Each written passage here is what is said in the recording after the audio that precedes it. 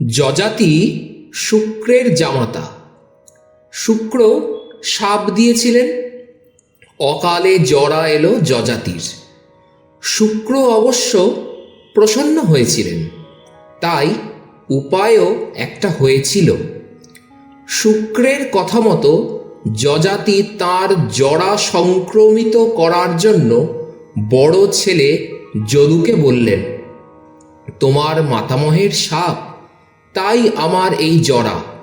তাঁর অনুগ্রহ পেয়েছি, যদি গ্রহণ করো তাহলে 1000 বছরের জন্য এ জরা তোমাতে নামিয়ে দিতে পারি। ভোগে তৃপ্ত হতে পারিনি আমি, ইচ্ছে আরও ভোগ করি, তুমি রাজি হও। কিন্তু সম্মত হলেন না যদু। যযাতি শাপ দিলেন, তোমার বংশে কেউই রাজার যোগ্য হবে না। একে একে দ্রুহু, তুর্বসু ও অনুর কাছে গেলেন রাজা, আবেদন জানালেন। রাজা গ্রহণ করবেন তাদের যৌবন আর তাদের শরীরে সঞ্চারিত করবেন নিজের জরা। রাজি হলো না কেউ। সবার বরাতেই জুটল পিতার অভিশাপ। শেষমেশ ছোট ছেলে পুরুর কাছে এলেন যযাতি, তাঁর ইচ্ছের কথা বললেন। পুরু বললেন, এ তো আপনার মহান অনুগ্রহ। পুরু রাজা জরা লাভ করলেন, আর রাজা পুরুর যৌবন নিয়ে ঝলমল করে উঠলেন।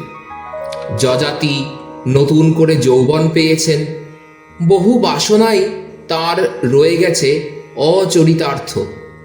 এবার মিলেছে সুযোগ। বিষয় ভোগ, প্রজা পালন দুই যযাতি করতে থাকলেন। বিশ্বাচীর সঙ্গে চলল ভোগের মহোৎসব। কামনার অস্ত দেখবেন, কামনার অন্তও দেখবেন। প্রতিদিনই এ ইচ্ছে তার মনে থাকে, প্রতিদিনই ওতেই তন্ময় হয়ে যান যযাতি। রাজা যযাতি উপভোগ করেন, যত করেন ইচ্ছে বাড়ে তত। দিন যেতে থাকলো, সব কিছুই আরো বেশি, অনেক বেশি করে তাকে আঁকড়ে ধরতে থাকলো। যা রমণীয় দিনে দিনে তা বরণীয়, আরো বরণীয়, আরো আরো রমণীয় মনে হতে থাকলো। অবশেষে একদিন যযাতি ভাবলেন, বুঝলেন এবং বললেনও, ভোগের বাসনা ভোগ করে মেটানো যায় না, বরং বাড়ে। এ যেন ঘি দিয়ে আগুন নেবানোর চেষ্টা। কোনো বিষয়ের ভোগেই তৃপ্তি মানে না মানুষ, মানতে চায় না, মানা সম্ভবও নয়। তাই ভোগের নয়, ত্যাগের পথই শ্রেয়। বাসনা ত্যাগেই শান্তি। সবেতেই পাপ, একথা না ভেবে সবই এক ভাবলে সব কিছুতেই সুখের ছোঁয়া মিলতে পারে, যা মন্দমতি মানুষ ছাড়তে পারে না।